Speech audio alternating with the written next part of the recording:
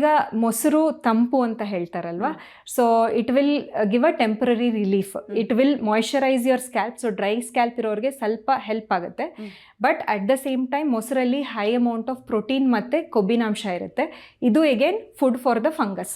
So there is a possibility that dandruff ಹೆಚ್ಚಾಗಬಹುದು.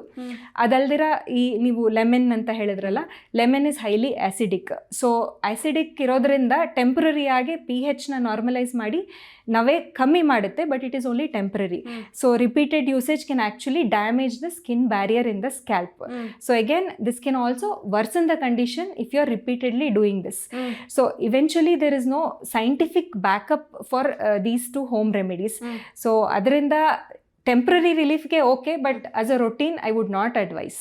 We commonly see this starting from 12-13 years ಇಂದ. Okay, so and till 40s ಅಲ್ಲಿ common ಆಗಿರುತ್ತೆ. Mainly the reasons is because of the hormones. So the hormonal changes 12-13 ವರ್ಷದಲ್ಲಿ start ಆಗುತ್ತಲ್ವಾ. So hormonal changes start ಆದಾಗ ನಮ್ಮ ದೇಹದಲ್ಲಿ ಈ ಸೀಬಮ್ ಗ್ರಂಥಿಗಳು ದೊಡ್ಡದಾಗುತ್ತೆ, ಆವಾಗ ಸೀಬಮ್ ಪ್ರೊಡಕ್ಷನ್ ಜಾಸ್ತಿ ಆಗುತ್ತೆ. So that is again the food for the fungus. So all the problems are seen in this age group. ತುಂಬ ಸಿವಿಯರ್ ವರ್ಷನ್ ಆಫ್ ಡ್ಯಾಂಡ್ರಫ್ನ ನಾವು ಸೆಬೋರಿಕ್ ಡರ್ಮಟೈಟಿಸ್ ಅಂತ ಕರಿತೀವಿ. ಸೊ ಯೂಶಲಿ ಅವರಲ್ಲಿ ಈ ಹೊಟ್ಟಿರುತ್ತಲ್ಲ ತುಂಬ ಥಿಕ್ಕಾಗಿರುತ್ತೆ ಮತ್ತು ಅಡ್ಹೆರೆಂಟ್ ಇರುತ್ತೆ. ಮತ್ತು ಅವರ ಸ್ಕ್ಯಾಲ್ಪ್ ಚೆಕ್ ಮಾಡಿದ್ರೆ ಅದರಲ್ಲಿ ನಮಗೆ ಕೆಂಪುವಿಕೆ ಎಲ್ಲ ಕ್ಲೀನಾಗಿ ಕಾಣಿಸುತ್ತೆ. ಲಾಟ್ ಆಫ್ ಟೈಮ್ಸ್ ಹೇರ್ ಲೈನಿಗೆ ಸ್ಪ್ರೆಡ್ ಆಗಿರುತ್ತೆ.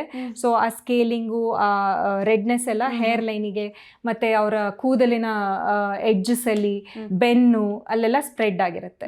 So when we clinically examine ಗೊತ್ತಾಗುತ್ತೆ ನಮಗೆ. ಹೆಚ್ಚಾಗಿ ಆಯಿಲ್ ಹಚ್ಚೋದು ಮತ್ತು ಓವರ್ ನೈಟ್ ಆಯಿಲಿಂಗ್ ಮಾಡೋದು, ರಾತ್ರಿ ಎಣ್ಣೆ ಹಚ್ಚಿ ಆಫ್ಟರ್ 12-14 ಅವರ್ಸ್ ಸ್ನಾನ ಮಾಡೋದು. ಸೊ ಈ ಥರ ಮಾಡಿದಾಗ ನಾವು ಆ ಫಂಗಸ್ಗೆ ಹೆಚ್ಚಾಗಿ ಆಹಾರ ಕೊಟ್ಟಂಗಾಗುತ್ತೆ. ಸೊ ಡ್ಯಾಂಡ್ರಫ್ ಹೆಚ್ಚಾಗುತ್ತೆ.